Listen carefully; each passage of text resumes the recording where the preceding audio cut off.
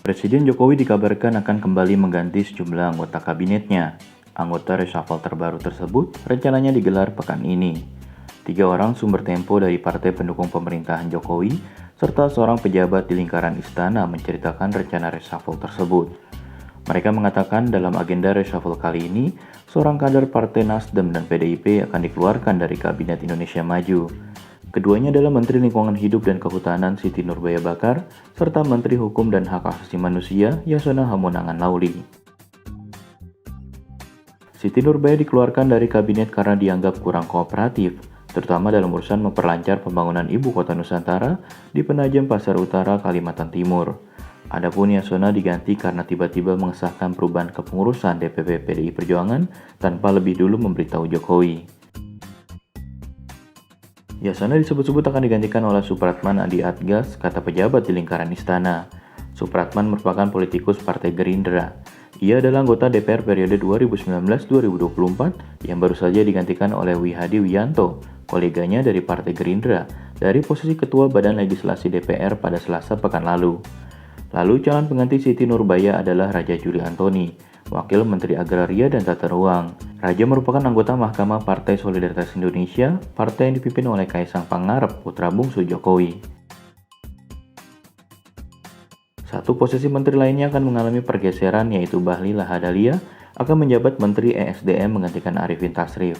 Posisi Bahlil sebagai Menteri Investasi akan digantikan oleh Rosan Ruslani, Ketua Tim Kampanye Nasional Prabowo Subianto Gibran Rakabuming Raka dalam pemilihan Presiden 2024.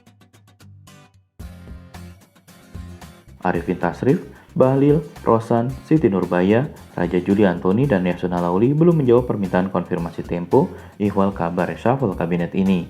Khusus Bahlil, namanya sudah ramai menggelinding bakal menjadi Menteri ESDM sejak akhir Juli lalu.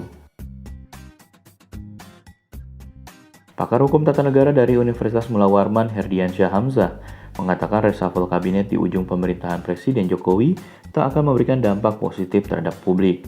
Ia berpendapat meski penggantian anggota kabinet merupakan hak prerogatif Presiden, Jokowi semestinya mempertimbangkan kepentingan publik ketika melakukan reshuffle. Direktur Eksekutif Trias Politika Strategis Agung Baskoro mengatakan, reshuffle kabinet di akhir masa jabatan Presiden tak akan efektif dalam membantu jalannya pemerintahan. Ia menilai penggantian kabinet ini patut diduga untuk kepentingan politik tertentu. Agung menduga rencana penggantian Menteri Hukum dan HAM tak bisa dipisahkan dengan dinamika politik terkini, yaitu mundurnya Erlangga dari jabatan Ketua Umum Partai Golkar. Konsekuensi dari keputusan Erlangga itu, Golkar pasti menggelar musyawarah nasional untuk memilih penggantinya. Kepengurusan baru Golkar ini wajib mendapat pengesahan dari Kementerian Hukum dan HAM.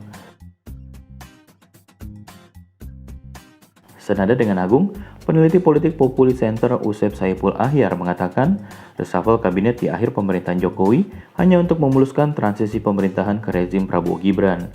Apalagi dalam agenda reshuffle ini, Jokowi akan memasukkan para pendukung Prabowo Gibran dalam pemilihan presiden lalu. Usep mengistilahkan diberi kesempatan magang agar saat diberi jabatan sungguhan, rencana dan tugas sudah benar-benar dikuasai.